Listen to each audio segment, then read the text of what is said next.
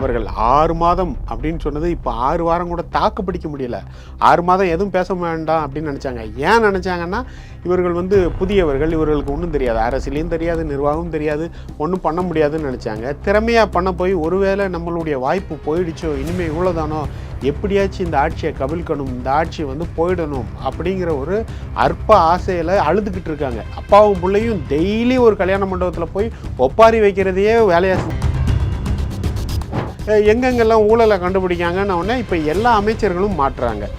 இது எல்லா மக்கள் மத்தியில் போய் சேரும்போது இனிமேல் ஜென்மத்துக்கு அவங்க எந்திரிச்சு வர முடியாத ஒரு நிலை வரப்போகுது. அதுதான் வரப்போகுது, அதில் மாற்றமே இருக்க போகிறதில்ல. அப்போ இதை மடைமாற்றணும். மடைமாற்றுறதுக்கு ஏதோ ஒரு வீடியோவை எடுத்து திமுக எப்போவுமே என்ன செய்வாங்கன்னா, ஒரு பொய்யை தூக்கி அப்படி போட்டுட்டு, பிஜேபியும் திமுகவும் ஒன்றுன்னு அதை தான் நாங்கள் சொல்லுவோம். ஒரு பொய்யை தூக்கி போட்டு அவங்க பாட்டுக்கு போய்கிட்டு இருப்பாங்க. அவங்க பொய்யை தூக்கி போட்டு போனவுடனே பாதிக்கப்பட்டவர்கள் என்ன செய்ய, நான் இல்லை நான் அதை பண்ணலன்னு சொல்லிக்கிட்டே இருக்கணும். சொல்லிக்கிட்டே இருந்தோடனே அவங்க போய் என்ன செய்வாங்கன்னா, அடுத்த பொய்க்கு தயாராகிடுவாங்க. இவங்க என்ன 2 நாள் இதை பண்ணுவாங்க, அடுத்து வேற ஒரு விஷயத்தை நோக்கி போயிடுவாங்க. திமுக எப்போதும் அது செய்கிறது தான். அதனால் அவர் சொல்கிறத செய்ய மாட்டாங்க. எங்கேயாச்சும் ஒரு இடத்துல நீங்கள் சிக்க தான் செய்வீங்க. எங்கெல்லாம் ப்ரூஃப் இருக்கோ எல்லா ப்ரூஃபையும் வச்சு கண்டிப்பாக சட்டப்படியான நடவடிக்கை எடுக்க தான் படும். அதனால தான் அவங்க இப்போ பயந்து போய் இருக்கிறாங்க. ஐயோ நம்ம எல்லாரும் மாட்டிப்போமோ அப்படின்னு. ஒன்றும் இல்லை, எத்தனை ஆண்டுகளாக அரசோட கடன் மட்டும் ஏறிக்கிட்டே போகுது. ஆனால் இந்த பழைய அமைச்சர்கள், எம்எல்ஏக்கள், பழைய கட்சிகள் அவங்க சொத்து மட்டும் எப்படி ஏறிக்கிட்டே போகுது கடனாகாமல். அரசாங்கத்துக்கு வர வேண்டிய வருமானத்துலேயும் கை வைக்கிறாங்க, அரசாங்க கஜானால இருந்து செலவு பண்ணுறதுலையும் கை வைக்கிறாங்க. இப்படி 2 விதமாக திருடிக்கிட்டே இருக்காங்க. இப்போ அதை நிப்பாட்டிட்டோம்ல, அவங்களுக்கு கையும் ஓடலை காலும் ஓடலை. பொதுவாக ஆட்சி மாற்றம் நடக்குது அப்படின்னா திமுக அதிமுக மாறி மாறி வந்தாலும் அங்கே உள்ள கான்ட்ராக்டும் சரி, கமிஷனும் சரி, மியூச்சுவலாக மாறும். இங்கேருந்து அங்கே மாறும், அங்கேருந்து மாறும். அதனால் திமுக அதிமுக 2 பேரும் எப்படியாச்சும் கூட்டணி சேர்ந்தாச்சு எதையாச்சும் பண்ணிடுவோம். அவன் எதை தின்னா பித்தந்திலிங்கிற மாதிரி அவங்க எதை செஞ்சால் இந்த ஆட்சியை கவுக்கலாம், அதுலேயே ஃபோக்கஸ் பண்ணிக்கிட்டு இருக்காங்க. தளபதி மக்களுக்கு எதை செஞ்சால் நல்லது பண்ண முடியும், அதுலேயே ஃபோக்கஸ் பண்ணிக்கிட்டு இருக்காரு. நாங்கள் பொது சொத்து, அதாவது மக்கள் பணத்தில் கை வைக்க மாட்டோம், எங்கள் கூட இருக்கிறவங்களையும் கை வைக்க விட மாட்டோம், கை வச்சவங்களையும் விட மாட்டோம். இது அரசாங்க ரீதியாக. கட்சி ரீதியாக பார்த்தீங்கன்னா, எங்கள் தளபதி முதலமைச்சர் ஆவார் அப்படிங்கிற எண்ணம் இல்லாமல் தளபதியின் மேல் கொண்ட பேரன்புனால் கடந்த 30 ஆண்டுகளாக, 25 ஆண்டுகளாக, 20 ஆண்டுகளாக, 15 ஆண்டுகளாக நிறைய பேர் தளபதிக்காக வேலை செஞ்சுக்கிட்டு இருக்கோம், தளபதியை நேசித்து வேலை செஞ்சுக்கிட்டு இருக்கோம். அப்போ அவர்களுக்கு முக்கியத்துவம் அளிக்கப்படும்.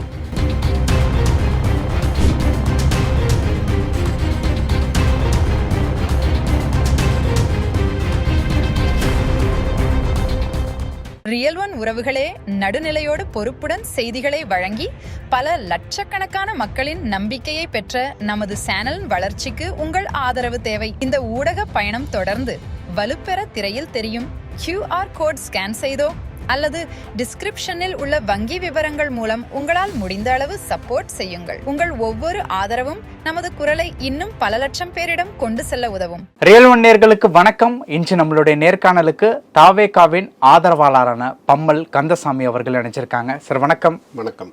தற்பொழுது அமைச்சர் சரத்தை பதவியிலிருந்து நீக்க வரைக்கும் திமுகவினுடைய போராட்டம் தொடரும் அப்படின்னு சொல்லிட்டு திமுகவினுடைய நிர்வாகிகள் அறிவிச்சிருக்காங்க. நேற்று அந்த போராட்டத்தினுடைய நீட்சியாக கைது நடவடிக்கை எல்லாம் நடந்திருக்கு. எப்படி பார்க்குறீங்க அந்த விஷயத்த?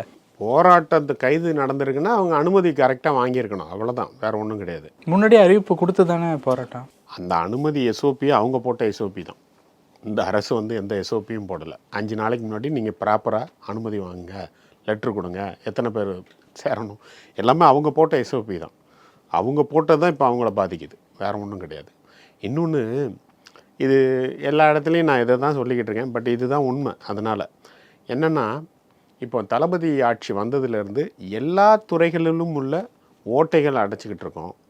ஏற்கனவே ஒழுங்குனது, எதனால் ஒழுங்குனது, யார் யார் அப்படிங்கிறத கண்டுபிடிச்சிக்கிட்டு இருக்கோம். வெள்ளை அறிக்கைகள் வெளியிட்டுக்கிட்டு இருக்கோம். ஏற்கனவே ஆதாரங்கள் கொடுத்து குற்றச்சாட்டு பதிவு செய்ய வேண்டிய விஷயங்கள்லாம் பதிவு செஞ்சுக்கிட்டு இருக்காங்க. அதன் பேரில் ரெய்டு நடக்குது, எல்லாமே நடக்குது. ஒவ்வொரு குற்றச்சாட்டை இதை பார்த்து பாசிட்டிவாக ஆகி நிறைய பேர் மேலே குற்றச்சாட்டுகள் இன்னும் கொடுத்துக்கிட்டே இருக்காங்க. ஆதாரங்களை கலெக்ட் பண்ணிக்கிட்டு இருக்காங்க. அதன் அடிப்படையில் ஒவ்வொருத்தர் மீறியும் நடவடிக்கை எடுக்கப்படும். இதுதான் தளபதி அவர்கள் அந்த கூட்டத்தொடர்லேயே ஏற்கனவே கை வச்சவங்களையும் விடமாட்டோம் அப்படின்னு சொல்லிட்டாரு. இப்போ இதை பற்றி பேசுபொருள் தமிழகம் முழுவதும் ஆயிடுச்சு. தமிழகம் முழுவதும் எல்லாருமே வந்து தளபதி ஆட்சியில் இப்போ வந்து ஊழல் ஒழிய ஆரம்பிச்சிருக்கு. இதை வந்து என்ன ஒரு பெரிய மாற்றம் பார்க்குறாங்கன்னா, இந்தியா அளவிலேயே மக்கள் ஒரு முதலமைச்சர், அமைச்சர்கள், எம்எல்ஏக்கள் ஒவ்வொரு இடத்துலையும் போய் மைக்கை பிடிச்சி நாங்கள் லஞ்சம் வாங்க மாட்டோம், ஊழல் செய்ய மாட்டோம், எங்கள் கூட உள்ளவங்களையும் செய்ய விட மாட்டோங்கன்னு சொல்கிறது ஒரு பெரிய அதிசயமாக தான் இருக்குது.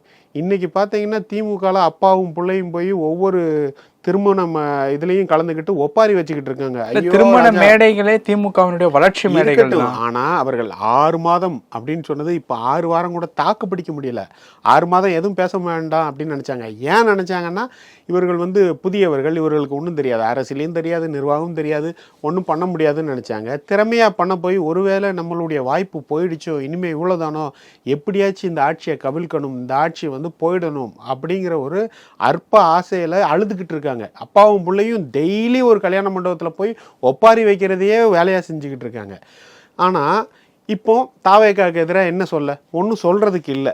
ஏன்னா சட்டம் ஒழுங்கு இல்லை, மின்சாரம் சொன்னீங்கன்னா அது நாங்களே சொல்லிட்டோம், நீங்கள் என்ன சொல்கிறது, அது ஒரு புற்றுநோய் மாதிரி உள்ளது, அதை இப்போ கம்மி பண்ணிகிட்டு இருக்கோம். நார்மலாக போன தடவை சட்டம் ஒழுங்கு இவர்கள் சொல்கிற அந்த கணக்கீடு படி பார்த்தா போன வருஷத்தை விட இந்த வருஷம் இந்த 40 நாளில் கால்குலேட் பண்ணால் கம்மியாயிருக்கு. அது ஒரு பெரிய விஷயந்தான். ஏன்னா இது ஒரு பெரிய நிர்வாக சீர்கேடு கடைக்கோடி வரை இருக்கிறத சரி பண்ணிக்கிட்டு இருக்கோம்.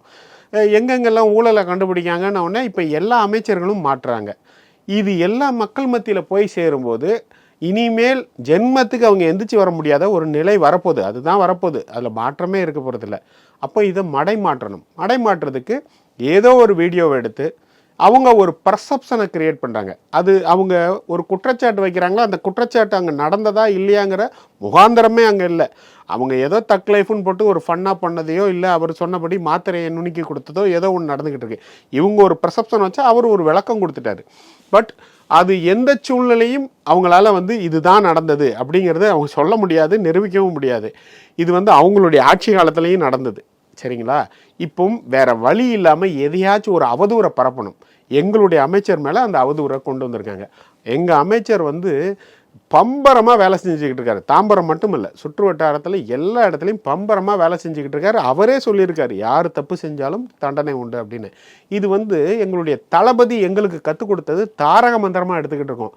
யாரும் நம்ம தப்பு செஞ்சிடக்கூடாது, நமக்கு கூட உள்ளவங்களும் தப்பு செய்ய விட்டுறக்கூடாதுன்னு.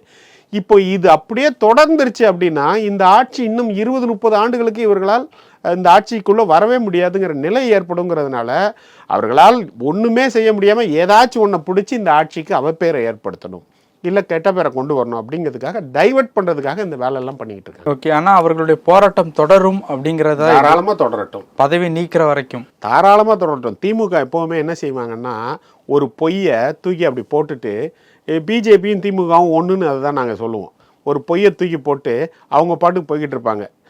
அவங்க பொய்யை தூக்கி போட்டு போனவுடனே பாதிக்கப்பட்டவர்கள் என்னச்சா, நான் இல்லை நான் அதை பண்ணலன்னு சொல்லிக்கிட்டே இருக்கணும். சொல்லிக்கிட்டே இருந்தவொடனே அவங்க போய் என்ன செய்வாங்கன்னா அடுத்த பொய்க்கு தயாராகிடுவாங்க. இவங்க என்ன 2 நாள் இதை பண்ணுவாங்க, அடுத்து வேற ஒரு விஷயத்தை நோக்கி போயிடுவாங்க. திமுக எப்போதும் அது செய்கிறது தான். அதனால் அவர்கள் சொல்கிறத செய்ய மாட்டாங்க. இன்னொன்று, அவர்கள் சொல்கிறதுல முகாந்திரம் இல்லை. அவர்கள் இந்த ஆட்சிக்கு அவப்பேர் ஏற்படுத்தணும் அப்படிங்கிற ஒரே காரணத்துக்காகவும் டைவர்ட் பண்ணும், அவங்க மேலே உள்ள பழிகள் எல்லாம் வெளியில் ரொம்ப ஸ்ப்ரெட் ஆகுதே, அதை டைவர்ட் பண்ணுங்கிறதுக்காக தான் இதை பண்ணுறாங்க. ஓகே சார், இப்போது நீங்கள் பேசும்போது ஒரு விஷயம் சொன்னீங்கல்ல, தொட்டவர்களையும் விட மாட்டோம் அப்படின்னு. இது மற்ற கட்சியிலேருந்து இணையவங்களுக்கு மட்டும் ஏதாவது எல்லாருக்கும் பொருந்தும். அதாவது தளபதி என்ன சொல்லியிருக்காரு அப்படின்னா, நானும் தொட மாட்டேன், தேவையில்லை, என்னை சுற்றி இருக்கவனுக்கும் தொட விட மாட்டேன், இவ்வளவும் சொல்லிட்டு எங்கள் அண்ணன் ஆனந்த் அண்ணன் வந்து ஒவ்வொரு இடத்துலையும் சொல்கிறாரு. ஆட்கள் சேரும்போது, இங்கே பாருங்கள், தளபதி சிஎம் ஆவாருன்னு நினச்சி எங்கள் கூட ஆட்கள் இல்லை, ரொம்ப காலமாக தளபதி மேலே பிரியமாக உள்ள ஆட்கள் 30 வருஷமாக 15 வருஷமாக 20 வருஷமாலாம் இருக்கிறாங்க. வர்றவங்க வாங்க, அவங்க கூட இணைஞ்சு பணியாற்றுங்க. அதே மாதிரி எங்கள் கட்சியில் யாரும் லஞ்சம் வாங்க மாட்டோம், ஊழல் செய்ய மாட்டோம், யாரும் தப்பு பண்ணால் சொந்த கட்சிக்காரன் கூட பார்க்க மாட்டோம், தூக்கி வெளில போட்டுருவோம். இந்த செய்தி யாருக்கு? தாவேக்காக்கா. பொதுவாக எல்லாத்துக்குமே இது பொருந்தும். இதெல்லாம் ஏற்றுக்கிட்டு வர்றவங்க தான் இதுக்குள்ளேயே வர முடியும். அவர்கள் மீது ஏதாச்சும் குற்றச்சாட்டு இருந்தாலும் அந்த விசாரணைங்கிறது அது நடந்துக்கிட்டே தான் இருக்கும். விசாரணை நிரூபிக்கப்பட்டால் தூக்கி வெளில போடுறது நடக்க தான் போது. அதில் எந்த காம்ப்ரமைஸும் இருக்காது. நேற்றும் இன்றைக்கும் பார்த்தீங்கன்னா ஐபிஎஸ் ஐஏஎஸ்க்கு உண்டான ஒரு மாநாடு நடந்தது. அதுலேயும் தளபதி தயவு தாட்சியனம் இல்லாமல் வந்து நீங்கள் வந்து முடிவெடுங்க, உங்களுக்கு ஒரு தனி மனிதரோட தலையீடு எங்கேயுமே இருக்காது, 100% நீங்கள் வந்து உங்களுடைய ஓன் ஹேண்டு தான், யாருமே உங்களை கட்டுப்படுத்த மாட்டாங்க, சட்டத்தின்படி எது சரியோ அதை செய்யுங்க அப்படின்னு இருக்காரு. அதனால் எங்களுடைய தளபதியின் ஆட்சி எல்லாருக்கும் ஈக்குவலாக தான் இருக்குது. அது நமக்கு தெரிஞ்சவங்க தெரியாதவங்க, நம்ம கட்சிக்காரங்க வேற கட்சிக்காரங்க அப்படிலாம் இருக்காது. இது மக்களின் ஆட்சியாக இருக்கும். ஊழல் குற்றச்சாட்டு ஒருத்தவங்க மேலே இருக்குது, அவங்க தாவேக்காவில் இணைகிறாங்க அப்படின்னா அதனுடைய பார்வை அப்படிங்கிறது இவங்க சொன்னாங்க, ஆனால் இந்த மாதிரி செய்கிறாங்களே இது சரியா இல்லையா அப்படிங்கிற மாதிரியான பார்வையில் இல்லை. இதுவரை யார் இணைஞ்சவங்க என்னென்ன குற்றச்சாட்டு இருக்குது அப்படிங்கிறது எனக்கு தெரியல. இனிமேல் இணைய போகிறவங்க இணைய தான் போகிறாங்களான்னு நம்மளா பேசிக்கிட்டு இருக்கோம், நடக்கலை. அப்படியே நடந்தால் கூட இதை 2 விஷயமா நான் பார்க்குறேன். இன்றைக்கி குற்றச்சாட்டு யார் யார் மேலே எல்லாம் பார்த்துருக்கீங்கன்னா சொத்து குவிப்பு வழக்குன்னு இருக்கும். பார்த்தீங்கன்னா ஒரு 3 கோடி ரூபாயிலேருந்து 5 கோடி ரூபாய் சொத்து அதிகமாக சம்பாதிச்சிட்டாங்க அப்படிமா. அதெல்லாம் பார்க்கும்போது ஒரு சைடு காமெடியாகவும் ஒரு சைடு வந்து ஒரு ஆச்சரியமாகவும் வியப்பாகவும் இருக்கும். ஏன் அப்படின்னா அவர்கள் வந்து உள்ளே வரும்போது என்ன சொத்து வச்சுருந்தாங்க, இப்போ 100 கோடி 200 கோடி 1000 கோடி வச்சுருக்காங்க. ஆனால் அவன் மேலே உள்ள குற்றச்சாட்டு பாருங்கள், 1 கோடி 2 கோடி அதிகமாக சொத்து சேர்த்துட்டாங்கன்னு. ஏன்னா இந்த சட்டத்தில் உள்ள ஓட்டைகள், இந்த டெண்டர் கொடுக்கும்போது உள்ள கண்டிஷன்ஸ் எல்லாமே அவர்களுக்கு சாதகமாக திருத்தி எப்படியெல்லாம் விஞ்ஞானபூர்வமாக ஊழல் பண்ண முடியுமோ அப்படி தான் பண்ணி வச்சுருக்காங்க. இதுவரை யார் மேலே நீங்கள் குற்றச்சாட்டு வச்சாலும் இனிமே நம்மளே வைக்க போகிறதா இருந்தால் கூட இந்த இதில் வந்து சட்டத்தின்படி அவங்க மேலே எவ்வளோ ஆக்ஷன் எடுக்க முடியுங்கிறது கடவுளுக்கு தான் வெளிச்சம். இன்னொன்று சட்டத்தின்படி எவ்வளோ தூரம் நம்மளால் முடியுமோ அவ்வளோ ப்ரூஃப்களை திரட்டி கொண்டு போய் அதை எடுக்க தான் போகிறாங்க. இதன்படி பார்க்கும்போது வர்ற எல்லார் மேலேயும் யார் யார் மேலே இருக்கோ அலோகேஷன் இருக்கோ அது கண்டினியூ ஆக போகுது. என்ன சட்ட முடிவு எது சொல்லுதோ அதுதான் கடைசி இறுதியை தவிர இன்னைக்கு வர உள்ளது கிடையாது. இன்னைக்கு யார் வந்தாலும் வாங்க, நாங்கள் சொல்கிறது 2 விஷயம்தான். நாங்கள் ஊழல் பண்ண மாட்டோம், லஞ்சம் வாங்க மாட்டோம், கூட இருக்கணும் பண்ண விட மாட்டோம். இதை ஃபஸ்ட்டு மைண்டில் ஏற்றிக்கோங்க. எங்கள் கட்சியில் ஆல்ரெடி வந்து ஏற்கனவே நிறைய இளைஞர்கள் இருக்கிறாங்க. எந்தவித எதிர்பார்ப்பும் இன்றி தளபதியின் மேலே உள்ள பிரியத்தில் கூட இருந்தவங்க, அவங்களுக்கு ஃபஸ்ட்டு முக்கியத்துவம் கொடுப்போம். அதனால் நீங்கள் அவங்க கூட வந்து வேலை செய்யுங்க. காலப்போக்கில் உங்களுக்கு நீங்கள் கரெக்டாக இருந்தால் உங்களுக்கு ரெகக்னைசேஷன் கிடைக்கும். ஓகே. ஆனால் இப்பவுமே திமுக அதிமுக கூட்டணி அமைச்சு ஆட்சியை பிடிப்பதற்கு உண்டான வேலைகள் நடந்துக்கிட்டு தான் இருக்குது. இப்பவும் நடந்துக்கிட்டு தான் இருக்குது. ஏன் அப்படின்னா இவர்கள் வந்து புரிஞ்சுக்கிட்டாங்க. இப்போ வந்து அவதூறுகள் பரப்பி எங்கள் அமைச்சர்கள் மேலேயே அவதூறு பரப்புறதும் கட்சி மேலே இவங்க குற்றச்சாட்டு வைக்கிறதும் எல்லாம் பார்த்தீங்கன்னா ஒரு ஆதாரமற்றதாகவே இருக்குது. ஏன்னா அவங்களுடைய பக்கத்தில் உள்ள எல்லார் மேலேயும் ஆதாரமான குற்றச்சாட்டு. முன்னாடி வந்து லஞ்சம் கொடுத்தவனோ இல்லை ஊழல் நடந்தது அப்படிங்கிறதே சொல்ல பயந்தாங்க. இப்போ ஒவ்வொரு கான்ட்ராக்டரும் வெளியில் வந்து சொல்கிறாங்க பார்ட்டி ஃபண்டை பற்றி. ஸ்கூல்ஸில் அந்த தாளாளர்கள் வெளியில் வந்து சொல்கிறாங்க பார்ட்டி ஃபண்டை பற்றி. இப்போ வெளியில் வந்து சொல்கிறது இப்போ வந்து நார்மலைஸ் ஆயிடுச்சுன்னா எல்லாரும் வந்து சொல்ல ஆரம்பிச்சிருவான். எல்லாரும் வந்து சொல்ல ஆரம்பிச்சுன்னா இவங்க வண்டவாளம் போல் தண்டவாளம் ஏறிடும். அந்த பயம் அவங்களுக்கு இருக்கும்ல. ஆனால் நான் ஒன்று சொல்கிறேன், இனிமேல் திமுக ஜெயிக்க முடியாது. இப்போ ஜெயிச்சது தான். இனிமேல் அடுத்த 20-30 வருஷத்துக்கு தளபதி ஆட்சி தான். இது நரேட்டிவா சார்? நரேட்டிவ் கிடையாதுங்க. நாங்கள் உண்மையாக இருக்கோம். யாருங்க இந்தியாவிலேயே யாரும் சொன்னது இல்லைங்க நான் ஊழல் பண்ண மாட்டேன், ஊழல் பண்ணவும் விட மாட்டேன், பண்ணவுனே விட மாட்டேன். யார் சொல்லியிருக்கா? தைரியம் இருந்தால் ஸ்டாலினை சொல்ல சொல்லுங்க, எடப்பாடியை சொல்ல சொல்லுங்க, யாரை வேணாலும் சொல்ல சொல்லுங்க. ஆதாரம் இருந்தால் ப்ரூஃப் பண்ணுங்க அப்படிங்கிறதான அவங்க. அதுதான் சொல்கிறேன். அவங்க வந்து சட்டத்தோட ஓட்டையை எவ்வளோ தூரம் பயன்படுத்தியிருக்காங்கன்னு. ஆனால் அப்படி விடலாம் மாட்டோம். எங்கேயாச்சும் ஒரு இடத்துல நீங்கள் சிக்க தான் செய்வீங்க. எங்கெல்லாம் ப்ரூஃப் இருக்கோ எல்லா ப்ரூஃபையும் வச்சு கண்டிப்பாக சட்டப்படியான நடவடிக்கை எடுக்க தான் படும். அதனால தான் அவங்க இப்போ பயந்து போய் இருக்கிறாங்க. ஐயோ நம்ம எல்லாரும் மாட்டிப்போமோ அப்படின்னு. ஒன்றும் இல்லை, எத்தனை ஆண்டுகளாக அரசோட கடன் மட்டும் ஏறிக்கிட்டே போகுது. ஆனால் இந்த பழைய அமைச்சர்கள் எம்எல்ஏக்கள் பழைய கட்சிகள் அவங்க சொத்து மட்டும் எப்படி ஏறிக்கிட்டே போகுது கடனாகாமல். எப்போதுமே இவங்க வந்து டெண்டர் போடும்போதே பூஸ்ட் பண்ணியே டெண்டர் போடுறது. 100 ரூபா பொருளுக்கு 150 ரூபா வச்சே போடுறது. 50 ரூபா ஏண்ட கொடு தான் பார்ட்டி ஃபண்டுன்னு. இந்த நிர்வாகத்தில் 2 விதமாக திருடியிருக்காங்க. ஒன்று, அரசாங்க ஃபண்டு வெளியில் போகும், டெண்டர் மூலமாக அவங்க அரசாங்கத்துக்கு ஏதாச்சும் செஞ்சு கொடுக்கணும், பாலம் கட்டணும், அது கட்டணும், இது கட்டணும், ரோடு போடணும்னு. அப்போ அதில் வந்து கமிஷன் எடுக்காங்க பூஸ்ட் பண்ணி. இன்னொன்று, அரசாங்க சர்வீஸ் அவங்க பயன்படுத்துறது, குவாரி, கல் குவாரி, மண் எடுக்கிறது. அது வந்து ஒரு பெரிய அமௌண்ட்டாக இருந்ததுன்னா அதை சின்னதாக போட்டு வாங்கிறது. நார்மலாக பார்த்தீங்கன்னா போன வருஷத்துலேயே கல்குவாரியில் கல்குவாரிக்கு மூலமாக அரசாங்கத்துக்கு வருமானம் 36 கோடி தான். ஆனால் நஷ்டம் 4500 கோடின்னு சொல்கிறாங்க. அதை விட அதிகமாக தான் இருக்கும் என்ன கேட்டால். அப்போது அரசாங்கத்துக்கு வர வேண்டிய வருமானத்துலேயும் கை வைக்கிறாங்க, அரசாங்க கஜானால இருந்து செலவு பண்ணுறதுலையும் கை வைக்கிறாங்க. இப்படி 2 விதமாக திருடிக்கிட்டே இருக்காங்க. இப்போ அதை நிப்பாட்டிட்டோம்ல, அவங்களுக்கு கையும் ஓடலை காலும் ஓடலை. பொதுவாக ஆட்சி மாற்றம் நடக்குது அப்படின்னா திமுக அதிமுக மாறி மாறி வந்தாலும் அங்கே உள்ள கான்ட்ராக்டும் சரி கமிஷனும் சரி மியூச்சுவலாக மாறும். இங்கேருந்து அங்கே மாறும், அங்கேருந்து மாறும். பெரிய அமௌண்ட் அவங்களுக்கு போகும், சின்ன அமௌண்ட் இவங்களுக்கு வரும். இவங்க ஆட்சிக்கு வந்தால் இவங்களுக்கு பெரிய அமௌண்ட் வரும், அவங்களுக்கு சின்ன அமௌண்ட் போகும். கான்ட்ராக்ட் அது இது எதுவுமே எந்த பிரச்சனையும் இல்லாமல் டிஸ்டர்பன்ஸ் இல்லாமல் போகும். ஆமாம், பிஸ்னஸ் பாதிக்காது. இன்றைக்கி அப்படி இல்லை, எல்லாத்தையும் ஒட்டுமொத்தமாக அடைச்சிட்டோம்ல. இப்போ அதனால் பதட்டம் தொட்டி கொண்டது. அதனால் திமுக அதிமுக 2 பேரும் எப்படியாச்சும் கூட்டணி சேர்ந்தாச்சு எதையாச்சும் பண்ணிடுவோம்.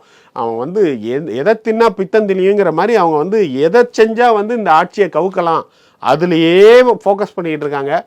தளபதி மக்களுக்கு எதை செஞ்சால் நல்லது பண்ண முடியும் அதுலேயே ஃபோக்கஸ் பண்ணிக்கிட்டு இருக்காரு.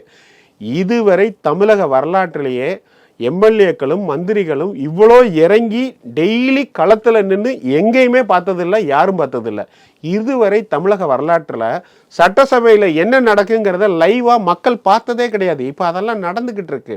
இது மாதிரி அதே மாதிரி இதுவரை தமிழக வரலாற்றில் எப்போதுமே ஒரு எம்எல்ஏவோ இல்லை ஒரு மந்திரியோ பெரிய உயரத்தில் வச்சு எனக்கு எம்எல்ஏ பிஏ தெரியும் அப்படின்னாலே அது ஒரு பெரிய விஷயமா இருந்துக்கிட்டு இருந்த இடத்துல எம்எல்ஏலாம் உங்கள் கூட உள்ள ஆள் தான், அமைச்சர்லாம் உங்கள் கூட ஆள் தான்னு எல்லாத்தையும் நார்மல் ஆக்கியிருக்காரு.